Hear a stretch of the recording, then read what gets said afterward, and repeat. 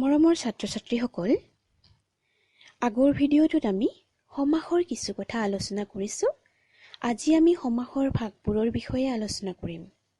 যিসকলে সমাসৰ প্ৰথম খণ্ডটো চোৱা নাই, প্লিজ চাই ল'বা। নহ'লে সমাসৰ বাকী ভিডিঅ'বোৰ বুজি পোৱাত তোমালোকে অসুবিধা পাবা। এতিয়া আমি বিষয়টোৰ ফালে আগবাঢ়োঁ। বিষয়টোৰ ফালে আগবঢ়াৰ আগতে পলম নকৰি তোমালোকে কাগজ কলম উলিয়াই লোৱা আৰু লিখি ল'বা।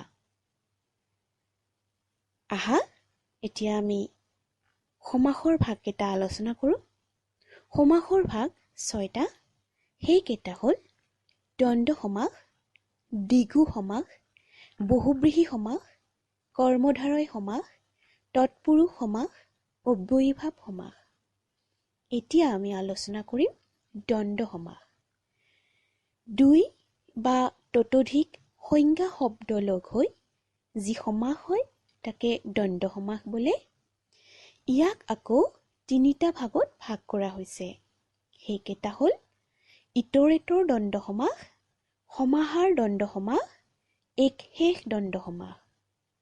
ইতৰেতৰ দ্বন্দ্ব সমাস যি দ্বন্দ্ব সমাসত সমস্যমান পদবোৰৰ অৰ্থ একেই থাকে তাক ইতৰেতৰ দ্বন্দ্ব সমাস বোলে। যেনে হৰি আৰু হৰ, হৰিহৰ। ইয়াত হৰি আৰু হৰে অকল হৰি আৰু হৰকেই বুজাইছে। ইয়াত আৰু বেলেগ অৰ্থ বুজোৱা হোৱা নাই। সেইবাবে ইয়াক ইতৰেতৰ দ্বন্দ্ব সমাস বোলা হয়। সমাহাৰ দ্বন্দ্ব যি দ্বন্দ্ব সমাসত সমস্ত পদে ব্যস্ত পদৰ অৰ্থৰ উপৰি অন্য অৰ্থ প্ৰকাশ কৰে তাক সমাহাৰ দ্বন্দ্ব সমাস বোলে। তোমালোকে নিশ্চয় নামৰ মাহ চাউল বুলি কোৱা শুনিছা। এতিয়া মাহ চাউলে অকল মাহ চাউলক নুবুজায়। মাহ চাউলে মাহ চাউল, কল, কুঁহিয়াৰ আদি নানা উপচাৰক বুজায়। আৰু এনেদৰে বেলেগ যেতিয়া অৰ্থ প্ৰকাশ কৰে তেতিয়া তাক সমাহাৰ দ্বন্দ্ব সমাস বুলি কোৱা হয়।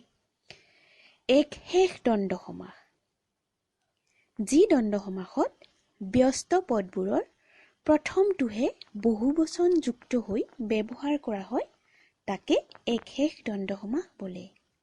যেনে ৰাম, যদু, মধু, ৰামহঁত।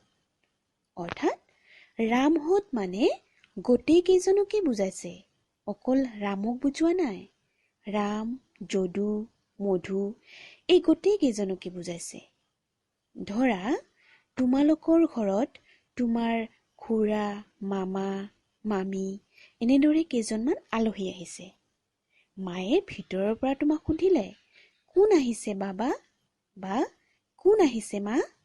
তেতিয়া তুমি টুপৰাই ক'বা, খুৰাহঁত আহিছে মা। ইয়াত খুৰাহঁত মানে তুমি তোমালোকৰ ঘৰত অহা আলহী কেইজনৰ আটাইকেইজনকে সামৰি লৈছা, হয়নে নহয়? এয়াই হ'ল একশেষ দ্বন্দ্ব সমাস। আজিলৈ ইমানতে সামৰোঁ। সকলোৱে ভালদৰে নিশ্চয় বুজিছা। কিবা বুজা নাই যদি কমেণ্ট বক্সত জনাবা। মই সেই বিষয়ত আৰু ভিডিঅ' বনাবলৈ চেষ্টা কৰিম।